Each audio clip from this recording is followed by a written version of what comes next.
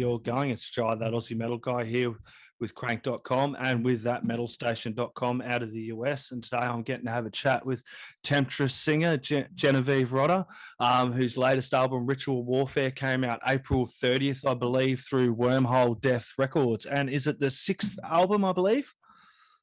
Yep, it's our 6th album, which sounds surreal even when I say it.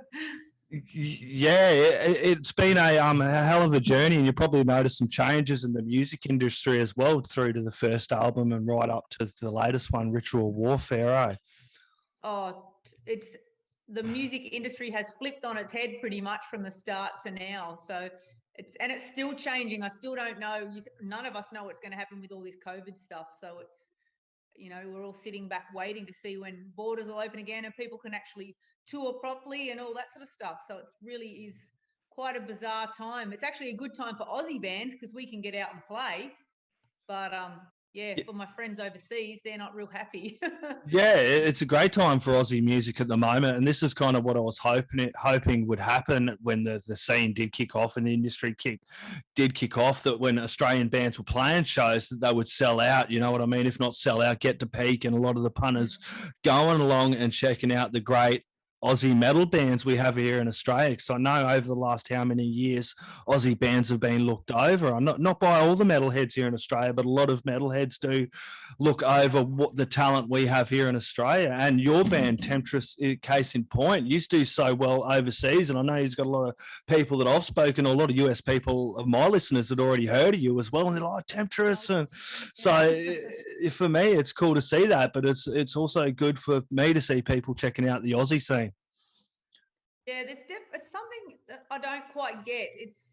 It's like you can't be popular here until you're popular overseas. I don't know what that is, but it seemed to have been a thing for a long time.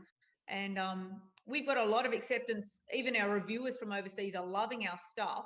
Not that people here aren't, but has been hard work to get, the local crowd to come out and actually accept us and come to our shows all the time. It's taken a lot of work. And I mean, I know a lot of the Aussie crowd is that they love their thrash music, and we are not a thrash band. So there is that harder work, I think, when you're not doing the mainstream music for metal in a sense, because that is the most popular scene here.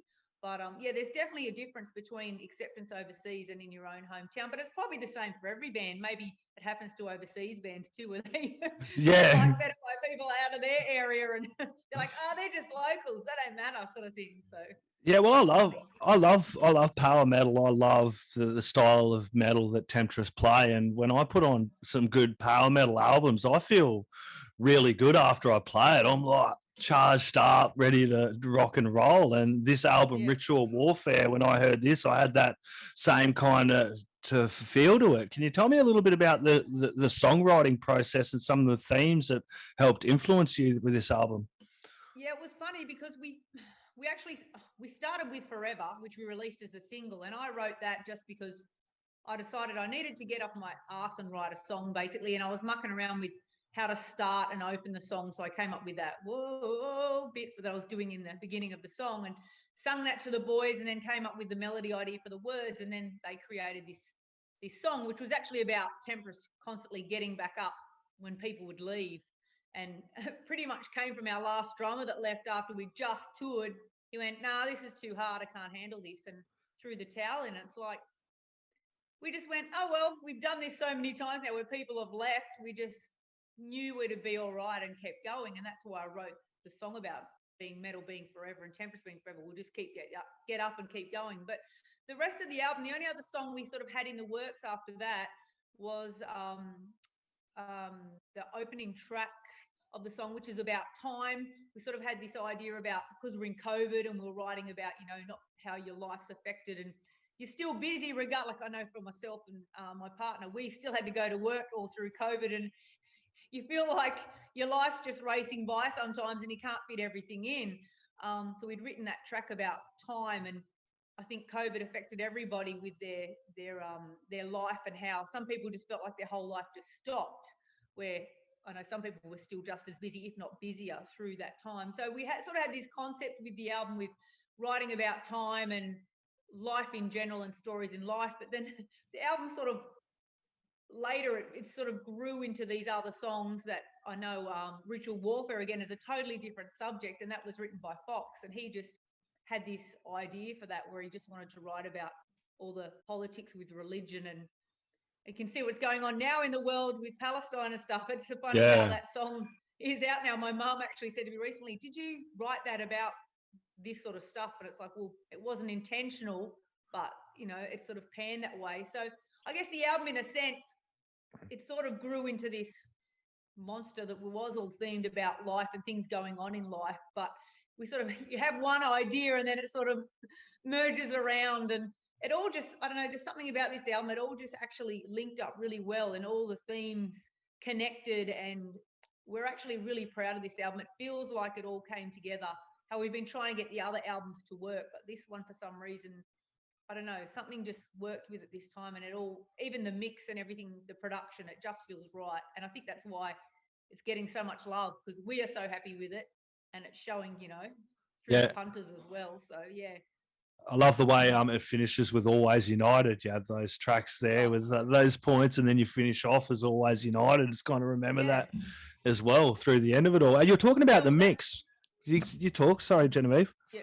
No, I was just going to say that Always United was actually written by Nardi, who only just joined us. Ah, cool. Because we'd had, you know, we signed the record deal, which we weren't planning on doing a record, but Wormhole Death heard forever, and then went, oh, we want to sign you guys up for an album. So that's why we started writing the album. But yeah, Hoff decided that he needed to hang up the gloves, so to speak. He'd had enough of touring and wasn't really in the mood anymore to keep doing that hard slog, and he's been going for a very long time, as you know. So we had to replace him in a hurry because we had a record deal and we had a deadline. So Nardi jumped in, and amazingly he managed to have a few riffs sitting in his pocket and threw me some stuff. And that Always United one he threw to me, and I just had a lyric idea straight away and could come up with a tune and just started writing. And it sounded to me like it should have been a closing song on an album or on a show. So I thought, I'm going to write again the theme with time and everything, talking about the show's over, and you know, for people overseas, we might come back later. Don't worry, we'll be back sometime. Might be a while, but we'll be back. So that's what that one is. It's actually written for closing song on stage. So yeah, came together really good. Yeah, well, that'll be really good. We'll talk about that now, because closing on stages do have a few shows coming up as well through this year as well, starting out at Dapto on 21st of May. Yeah, next week playing Dapto. They actually contacted me and said, would we like to do a show there? And I was tossing up whether to do a show in Wollongong, but we've got a lot of local fans around here, even further down the south coast. So it was a definite to sort of nab that. And I like playing those smaller venues because you get to be more intimate with your fans, and it's that it doesn't take much to fill a room. So, you know, if you get 50 people, little joint can look packed and it gets a really good vibe. The sound there is really cool. It's got an awesome little stage and great setup. So I'm actually looking forward to playing that. And we've got people coming up from sort of Bateman's Bay area and even coming down from Sydney. So Dapto is going to be a lot of fun with Livewire and Visualist playing that as well. So it'll be a good night. That's really good. I do like when bands like you go to rural areas, because I remember going and seeing bands like Airborne back in my small little pub many a year ago, and you know, 28 Days and stuff like that. And it was really, really cool being a young lad and seeing bands like that come to those rural areas, because they hardly ever come to it. I tried to hook up a few metal band Hidden Intent through this rural area here at the Riverland, and no pub, no venue wanted a bar of a metal show at all. So when I see, you know, regional areas like taking a punt and putting metal shows on and not just playing USBJs and someone playing somebody else's music, it's good when they get original bands from Australia playing.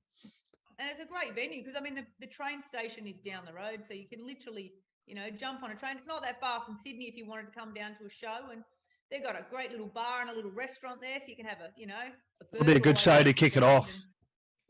So it would be great. Great way to start, I think. Then we're down to Adelaide, which is going to be good. I'm going to have to get ahead to that show as well. That's going to be a good one. That's on the 29th of May. Who have you got playing with that one? We've actually, with Adelaide, we did have Plague 9 locked in, but they had issues with their drummer, so they had to pull out. We've got Shadow Realm, and then Lucifer's Fall have stepped up to join the show, the doom metal guys. So that'll be pretty cool. Shadow Realm are good. I've seen them a few we've times. played with them a few times. Yeah, yeah, we've played with them a few times. They were the first. Straight away, I asked those guys because we've worked with them in Canberra and played with them in Adelaide before. So that were my first blokes to ask, to come and do the show. And then it'd be good to see the Lucifer Fall guy because I love doom metal. So I'm looking forward to checking them out. And we always love Adelaide. Like there's something about Adelaide that's got a real welcoming. It's very welcoming when we play there, and got a lot of friends over there too. So a lot of people are looking forward to just coming and catching up because we haven't been there since our Rapture tour. And yeah, it'll be awesome to get back. I've played the Enigma Bar before, so I know where I'm going. Yeah. Plane flight's booked and we're ready to go. So that's a cool little venue. That's a cool little venue. Yeah, I'm heading up there on Friday night to go see Wraith and Temple of Athena and that. And you don't need a huge amount of people for it to feel really packed. And I have been in there when it's packed, and hopefully, the numbers permitted. Like you can't have a whole packed house. So a venue like that, you get so many people in, and it's still going to feel really good as well.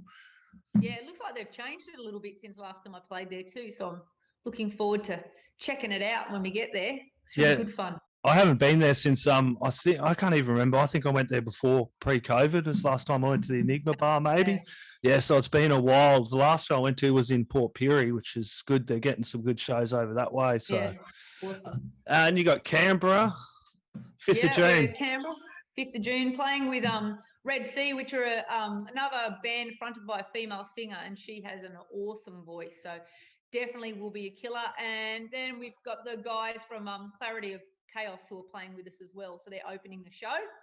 So Canberra's always another venue I love playing. The Basement. It's got a great stage, great sound system, lighting shows always it's just a professional looking venue, and it's not huge, but you can get a good sized crowd in there as well. And it's just always fun to go and play there. It's really got that nice relaxed vibe, and everyone can hang out afterwards and have a few drinks and chat and catch up. So it's really cool. Looking forward to Canberra. It's good to see some of these venues like the Basement pulling through, because I know a few venues did close up around Australia, venues like the Crowbar up in Brisbane and a few others around the place. I see Frankie's Pizza's about to close up as well for some train bloody thing there. It's sad to see these venues that do put on bands like yourself, heavy metal bands, and good original punk rock bands, all sorts, and taking a punt on the Aussie metal scene and playing Aussie bands. And it's sad to see these venues close up because it's one less venue that's opening. And I'll tell you, Canberra's been one venue that has worked through pretty much COVID. I don't even know if they totally shut at all. They might have shut for a little bit, but we actually did a seated show there in September when COVID was pretty bad last year. So, and they were selling out shows there because they were the only place having music. So people were traveling from everywhere to go to Canberra just so they could catch live bands. So it's pretty cool that they've done that. They'll be able to brag. That's it, eh? No, good on them. That's the way to do it. Yeah. Melbourne is the 12th of June. Where are you playing in Melbourne? Stay Gold. So that's Metal United. So I got message from Tom asking if we had a venue or a date locked in, and I said I was actually looking at that actual date when he messaged me, and I said, yeah, that's our free weekend. We're looking at Melbourne, and he said, would we like to co-headline Metal United? And I'm like, fuck yeah. That's a really great show put on by the Black Ruse and they kind of coordinate with all the venues. I'm going to be going to Metal United in Port Pirie. So I'll be going to Port Pirie and I'll be going to Whyalla the next night for Flaming Cathedral. But I love getting along and supporting those shows because it's such a great initiative, and it's good to see that that's still carrying forward now into 2021, because I know 2020 was fucked for everyone and they put it on and it was just horrible. So I'm hoping when things settle around the world, not only does he do the Metal United Down Under, which is a metal show everywhere in each state in Australia, but he also does the Metal United Worldwide, which is another great one. So hopefully when the world finally settles down again eventually. Yeah, I know. Big breathe out there. And then you're back up to Sydney on the 18th of June. Yeah, 18th of June.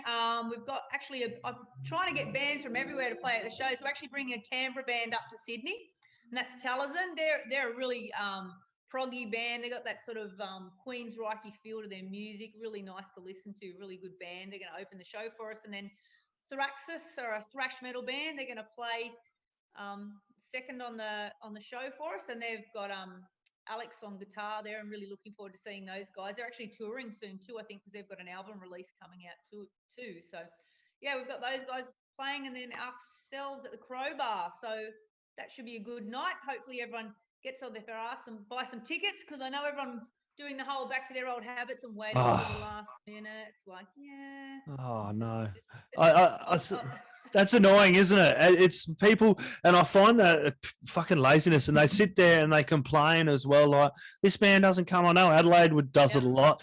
You know what I mean? Adelaide will sit back and go, no one comes to the shows, and they do the same. They won't run out to the last 24 hours and buy tickets. So when Northie put on that Froth and Fury and that sold out in 24 hours, I was kind of like encouraged a little bit as well. I'm like, good on you, Adelaide. That's the way to do it, because to get these really big bands in your area, you've got to have a good, strong, thriving local scene and support the local scene you have and the bands coming through to get that going. Because if you can't get the numbers to those shows, you got fucking zero to Buckley's anyone really wanting to come. Yeah. It's funny because like our Canberra show sold out because that was in COVID. Our last, not Steel Assassins, but the show previous in the Sydney show, that sold out within 24 hours or less of them releasing the tickets. And then they released a second batch, and that sold out like almost instantly. So I'm surprised people are sort of sitting on their hands, because you only need a couple of cases to pop back up, as we saw the other week. Steel Assassins, suddenly everyone had to sit back down and they weren't allowed to stand up and drink anymore. So yeah, if I was a punter, I wouldn't be waiting around to think about tickets, because if they suddenly change restrictions, you might not be able to get to a show. So yeah, that's it. It's not worth waiting, I think. Yeah.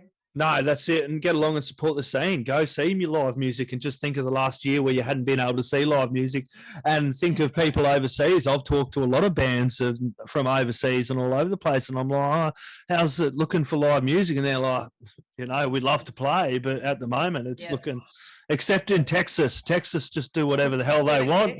They don't care. They've just been, fuck it, we'll do whatever. That's funny. Because I've got a friend that runs venues in England, the UK, and he was saying on Facebook that there's just too many restrictions, even though he could open back up. There's too many restrictions for him to even bother trying to start live music yet. It's just too much hassle for them. So, yeah, the bands over there must be devastated.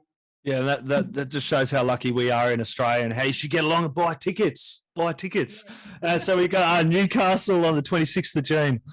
Yeah, Newcastle. Newcastle has a killer metal scene. Big patch jacket crowd in Newcastle. So yeah, we're up there 26th of June at the Hamilton Station. Yeah, a Newcastle band back there. I've been a lot of great Newcastle bands coming in there. Take My Soul, Faith in Lies. There's some great bands out of Newcastle.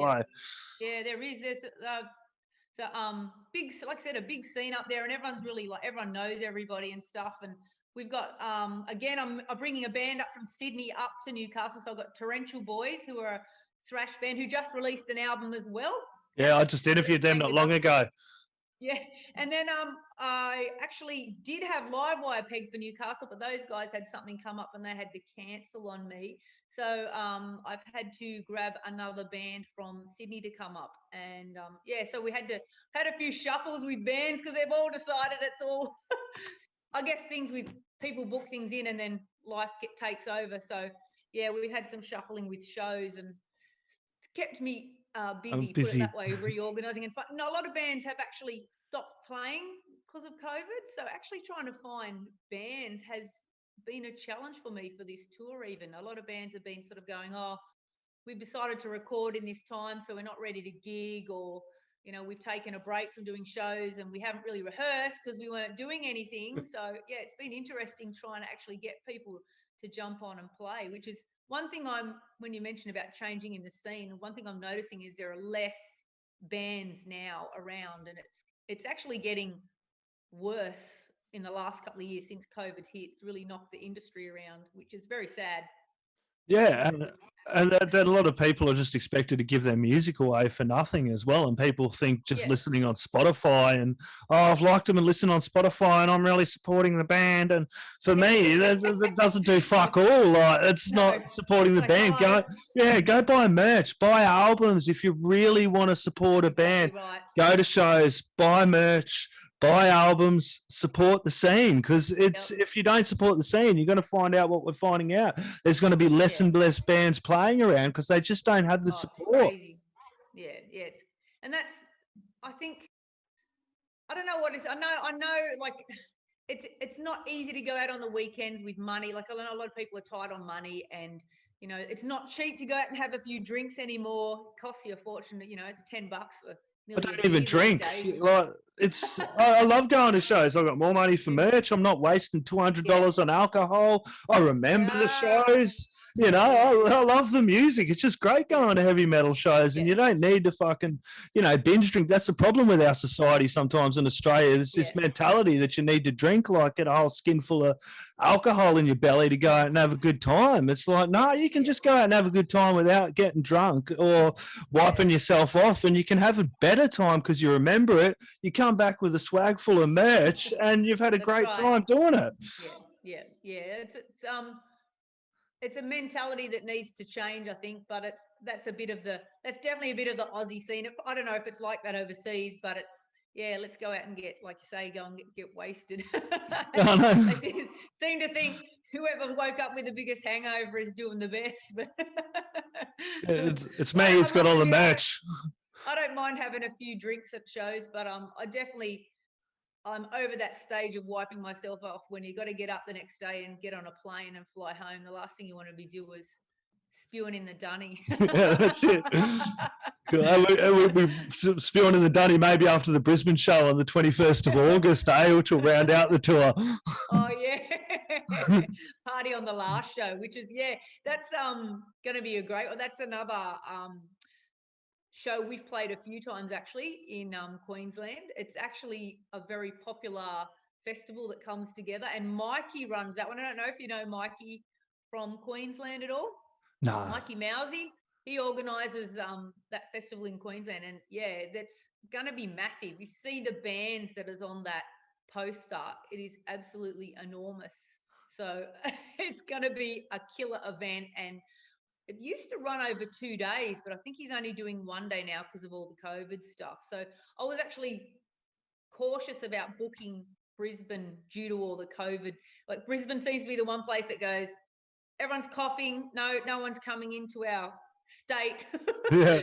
So I was actually really cautious about booking a show there. So when we got the opportunity to play the festival instead, it was like, we'll just do that, and then hopefully by August, everyone's vaccinated and all the winter's over, and we got the chance of getting up there without anything going horribly wrong. So that's my biggest fear now. I've been watching the news. Every time I hear there's one COVID case in Adelaide, I'm like, no. Yeah, we're pretty good though at locking it down. I think the government's doing the right thing. They just slam it down real quick, and it opens up fairly quick as well, as I'm noticing. So like half the time I'm turning on the news like a day or two later, and it's like done and dusted already. So it's like, as long as everyone keeps doing the right thing, checking in, masking up where they need to, if they're in that state they need to or whatever, I think we'll be right. We got a lot better than the rest of the fucking world, eh? Oh, totally. We're miles ahead. Definitely zooming along, that's for sure. Awesome, Genevieve. This has been an absolute pleasure to talk about the tour and Temtris and everything else is going along. I will catch you at one or maybe two of those shows on the road.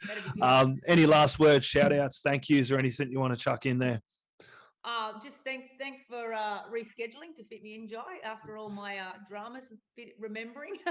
But if everyone can get to a show, don't be afraid to come up and say hi. Please introduce yourself, because keeping up with who everybody is, sometimes I actually do struggle with that. And it's not that I'm being a rude, snobby bitch. I actually just struggle to keep up with who everybody is. So please come up and say hi and have a drink at the bar with us and just have a chat. And we're always happy to sign stuff if you want to get a CD signed or something like that. And if you can't get to a show and want to get a CD, just shoot me a personal message and I can organise one for you, or you can jump on our website, which is just www.temtris.com, and you can grab a CD off us that way. But if you can get to a show, that'd be fantastic, and come and hang with the Temtris crew. That'd be awesome.